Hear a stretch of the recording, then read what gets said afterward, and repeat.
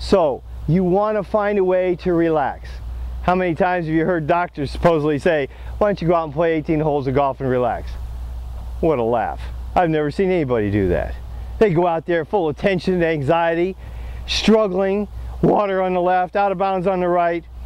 I'm not going to use this new ball, give me an old one. Range ball. Huh.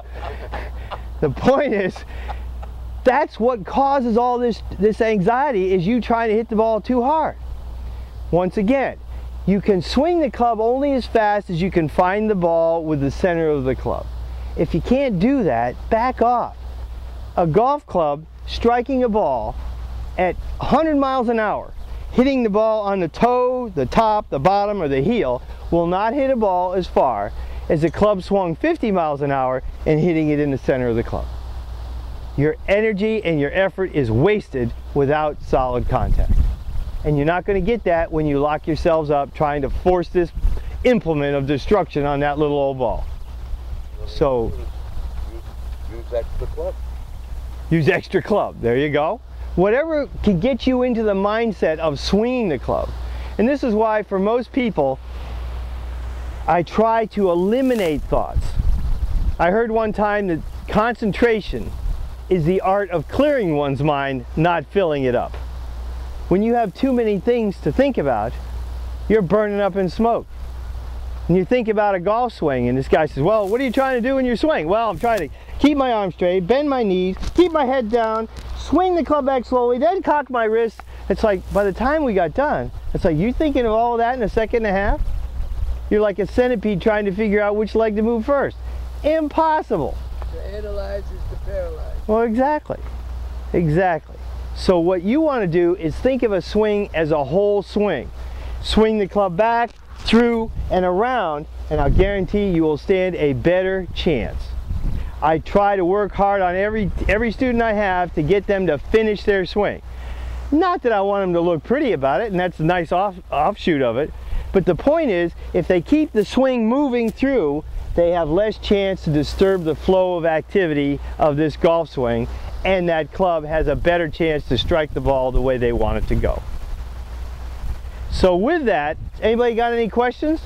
Is at what point do you have to make the trade-off to sacrifice speed to hit the ball far to be able to keep it in play somewhere where you're aiming? I would say it starts with a pitching wedge or a chip shot, or sometimes even a putter. The point is if you have a swing that is not set up in a way where your muscles work with each other, you're going to have compensating moves. That in itself is going to slow your swing down, because there's going to be tension and anxiety with it, and you're going to stop the flow of activity at some point just to maintain a hit. Now, everybody's different with regard to what you're asking me. If you had, let's say, a perfect swing, but you tried to swing beyond your control, now your instincts are going to tell you to help it. In some way, when you help it, you're going to push that club, and it's going to be out of its path, the angle of the club face isn't going to be right, there's going to be issues here. Then you have to back down. It's a lot like, I tell people, it's a lot like driving a car, hitting a golf ball. If you're in the right-hand gutter of the road driving your car, what do you have to do? If you're in the right-hand gutter, how do you get to the middle of the road? You got to turn left. Well, then my obvious question is, aren't you afraid of hitting the oncoming cars? Well, when you get too close to that side, what do you have to do? You got to turn back to the right. In other words, there's constant adjustment going on here. For a good player, it's the same thing. If they see the ball leaking a little to the right, the cure in golf, fellas, is the opposite of the problem. So if the club face is open, the ball is going to curve right. If it's closed, it's going to go left. So if you're slicing the ball to the right, there's one obvious cure. Get the club closing on the ball. If you do that, at some point you will get to the middle of the road, and then if you overcook it, you'll be too far the other way. Now you're going to go back the other way. It's a matter of sensitivity and awareness, but more importantly, at first, knowing what it is you're trying to do. And if you don't know what you're trying to do, this is going to be a very, very mystical game. You'll be trying to pull things out of the clouds. I don't know why it worked, it just worked. I'm on swing 7,452 today, and I'm going to change tomorrow because that one didn't work on the last 4 holes. You're looking for something, but you're not quite sure what it is. And you know, I was talking to a very good player yesterday. Yes. A very good player. And I said, what makes the ball go in the air? Well, when I hit it. I said, okay. When you hit it, what are the physics that make the ball go in the air? Couldn't tell me. Couldn't tell me. This person is a very good player. Shot in the 70s. Couldn't tell me what made the ball go in the air. Well, that's interesting, because then how would you hit it at different trajectories? How would you hit a low shot versus a high shot?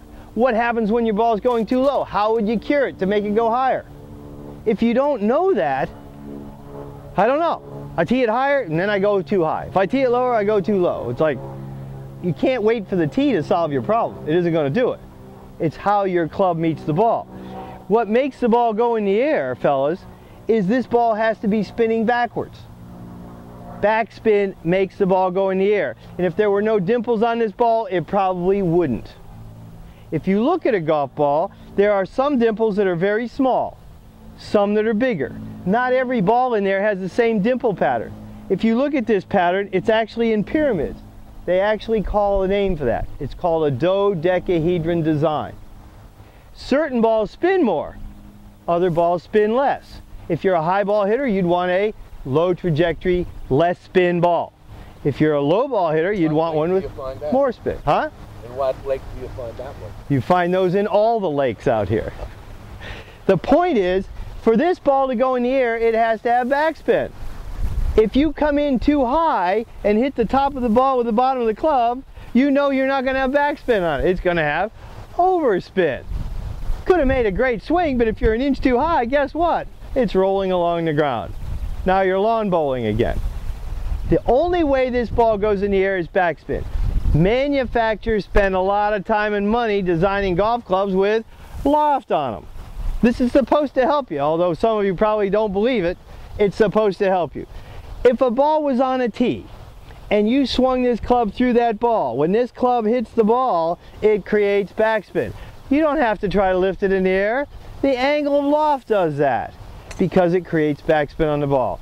If you come in too low, you're going to create excessive backspin. The ball's going to go way the hell up in the air because you've created so much backspin, it's not going out, it's just going up. If you come in too high, you're going to have topspin. It's going to go rolling along. Now, somewhere in between, obviously, is where you want to be. When I have a student that is struggling, can't hit the ball off the ground, I merely tee the ball up. Oh, I can hit it off a tee. Anybody can hit it off a tee. Why? Because all they got to do is let this club pass through the ball, and the club does it for you.